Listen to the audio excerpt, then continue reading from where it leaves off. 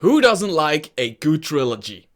I mean, Indiana Jones, Back to the Future, Star Wars, The Lord of the Rings, The Matrix, all good trilogies, and three of something always makes it better.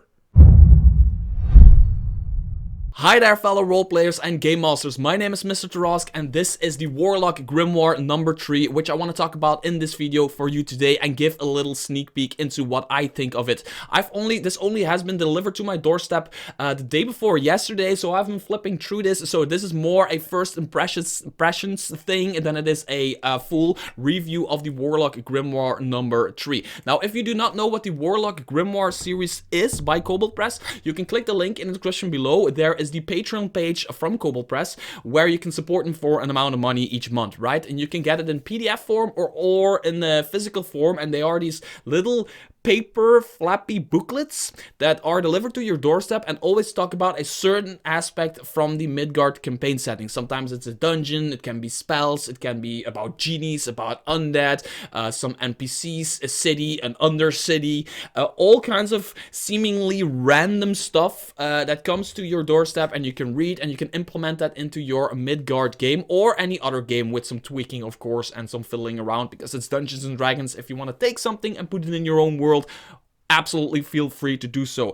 Now, the Warlock Grimoire compilations, I should call them, are books where they compile the Warlock Grimoire booklets they send out each month, if I'm not mistaken. They compile them together in books. This is the first one, which I still think is the coolest cover of the three. It's like a lot of blue going on in this cover and a bit of green. I just really liked having it on my shelf. I really liked the way it looks. And these are like the first 10, if I'm not mistaken, Warlock booklets compiled together. Then there was the second one, which are the Warlock booklets 10 to 19 compiled together. And this one was better than the first one because they kind of made like a little oopsie with the first one. The index of this, I don't know if they fixed it already, but this version, the index of this version is it's really hard to look something up, but I fixed that in the second one, making it better to look something up. And now there is the third one, and the thing that I love about these compilations, about these books, is, let's just say I do not know what the Warlock series is, right? But I play in Midgard. And I have this Midgard World book, I'm playing Scarlet Citadel, and whatever, I am old Margreaves kind of stuff. I'm just playing in Midgard with my players, and I get this in my hands, and I know this is about Midgard. I flipped through it, and for me, as a user, as a end user of this book, it is just a compilation of random stuff. It's just random thoughts and random monsters, dungeons, cities, NPCs, some articles about some player tips and dungeon master tips, and just some thoughts and all kinds of random stuff, seemingly random stuff that's piled together in the Warlock Grimoire 3. And that is why I absolutely love it. It's really cool. These are in like the coolest format ever, right? There's like A5 or whatever this is. They're thick, big, but they're not too thick, so you can take this, I don't know, to the beach or to the sauna, to the spa or whatever, and just lay down and just bare naked and just read a little bit in the Warlock series and just get ideas for your game and for your players and new spells and whatever. For example, I've used a bunch of stuff, actually. From this one, for example, these are just a few examples. I've used the spell called Candles Insights, which I think is a really cool spell, and now sits on my spell sheet all the time if I play a spellcaster, and even my girlfriend has it on her spell sheet because it's such a cool spell. I talk about it in my review of the Warlock Grimoire number 1, and from this one, for example, I have it. I even have it bookmarked all the way around here. I use the Vanslot monster, which is a really cool monster that has a bunch of mouths that make like a trumpet sound, and spellcasters have a really hard time getting their spells in when they are fighting this monster, because they have to like cast their spells with a verbal component, but this one is always like interrupting them. It's really weird and really cool monster, but I've used it and I love it. It's challenge rated free. So that's just some examples I've used from the Warlock Grimoire 1 and the Warlock Grimoire 2. The Warlock Grimoire 3, first of all, the cover, yet again, wowzy. It's going to sit on my shelf. I'm going to look at it, and I've been flipping through it, and I just want to point out 3 things that I think are cool from the Warlock number 3.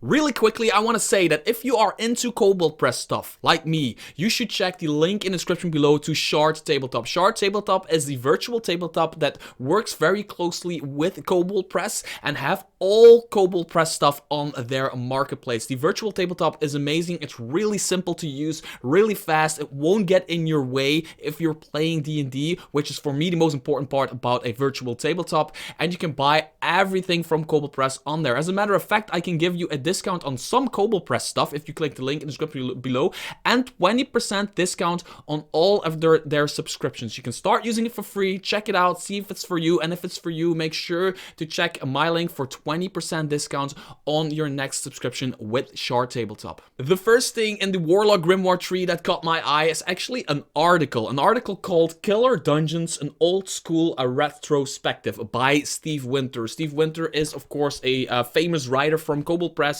and he talks about just the killer dungeons, like for example the Tomb of Horrors and stuff like that in the late 1970s, and he talks about that, why they were designed and how they were designed, and it's just really cool to get like one of those writers' thoughts on killer dungeons. He says like at some point killer dungeons were a lazy way for dungeon masters to kind of like kill their players, but at first they were designed as a player challenge and not like per se a character challenge. So the players came to the tables with like godlike powers, casting wish spells and wielding all kinds of powerful weapons and whatever, and Gary Gygax basically just created a dungeon to challenge those types of players.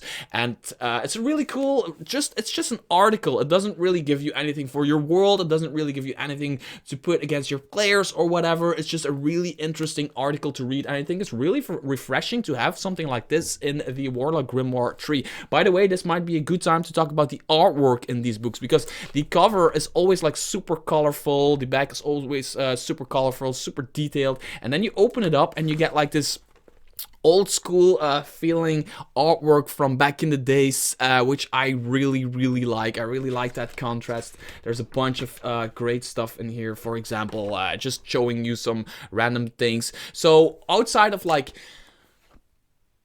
NPCs and monsters and dungeons and spells and whatever, there's also a few articles in here that are really interesting to read.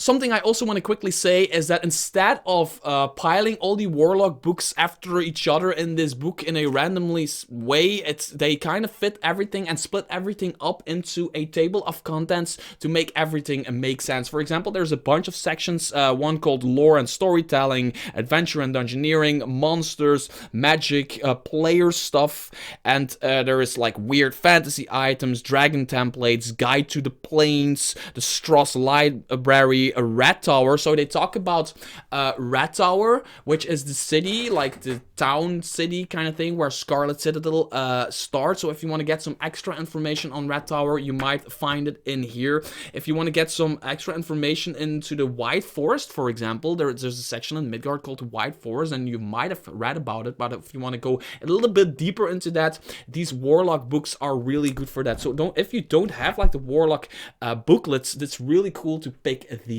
up. A monster that caught my eye is called Thok Rotos, Guardian of the Stair, which is a dragon-like creature, which they don't really say it is a dragon, but judging from the way its stat block is built, it's kind of a dragon. And I think they really went an original route with this, because I have said it on my channel a few times. I think people build a ton of dragons for monster books, but nobody's doing anything really original with them. First of all, this one has a stench ability that if you're in its vicinity, you need to roll a Constitution saving throw, or you are poisoned until the start of your next turn. There is a ray of primordial magic Basically, you roll a Constitution save, it targets its breath weapon, and it targets 2 creatures. They roll a Constitution save, and they take 4d8 damage, which is okay for a level 11, challenge rated 11 dragon. But if you fail it by 5 or more, you immediately become affected by the banishment spell. I think that's just a little example of how Kobold Press takes a really original approach to their creatures, to their world building, and to everything. And I just feel that these books and these pamphlets they send out, these Warlock booklets they send out, are really a way for them to kind of test the waters on what people like and to try out new stuff. It might not be what they're doing, but that's how I feel as a end user. I feel there's always like some new mechanics sneaking into these pamphlets, some new stuff, some stuff we've never read, and that is why I like these the pamphlets and the booklets really, really very much, and the Warlock Grimoire number 3 just does it again. Just to give you another idea, another example of the weird minds from Kobold Press, there's an entire section on Bearfolk magic, and again, that is why these exist. There are the Bearfolk in Midgard. They talk about it in the Midgard World Book, the Heroes book, and the Races book. In all the books there is a bunch of stuff about Bearfolk, but they always are trying to expand on that lore, on that feeling of the Bearfolk. And for example, there is a Bearfolk druid circle called Circle of the Bees, and basically what it does is bees and other stingers just refuse to attack you. Bees refuse to attack you even if there's magic involved. No bee will ever sting you, and other stingers will have to succeed on some sort of charisma saving throw in order not to sting you. So the chances that you get stung by a mosquito or whatever is really, really, really slim. You get a bunch of circle spells, but there's 2 really cool abilities. There is the bee bond, for example, where you can understand the dance bees do in order to communicate, but there's also, you can grow a stinger from your wrist. You can also grow it from somewhere else, but they say typically from your wrist, so you can also grow it from somewhere else. Basically, you have a stinger attack that deals damage, piercing damage, but it can also deal poison damage. It's really cool. And then there is an ability called Hive Mind, and if you cast I'm just gonna read it, right? At 10th level, when you cast Telepathic Bond, all creatures in the link have advantage on intelligence, wisdom, and charisma ability checks if at least one creature in the link has proficiency in a skill that applies to the check.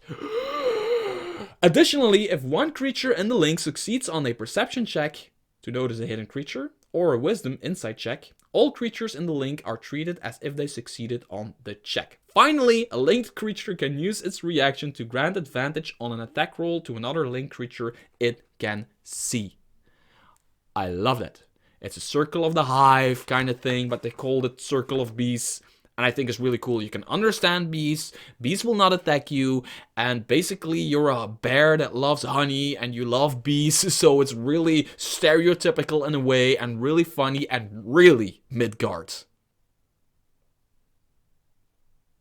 And that was basically it. If you're interested in a bunch of new stuff, sorry for lack of another term, stuff to use in Midgard or in your own game, a Warlock Grimoire number 3 is really worth it. I think it's really cool from a first look. I've only been reading a few, like 1 or 2 hours into it, so I haven't read it cover to cover. I read the other ones almost cover to cover. I almost read everything in them. I really like them, and I will be doing the same thing with the Warlock Grimoire number 3. There's a section in here, an entire section about Ravenfolk. There's an entire section about the plains and the world tree. There's more about Rat Tower, some hints to Scarlet Citadel here and there, a bunch of weird monsters. I saw some spells that I really like, but I want to get more into this book before I truly review it on my channel in the 2022, the year of 2022. Until then, until next video, bye-bye.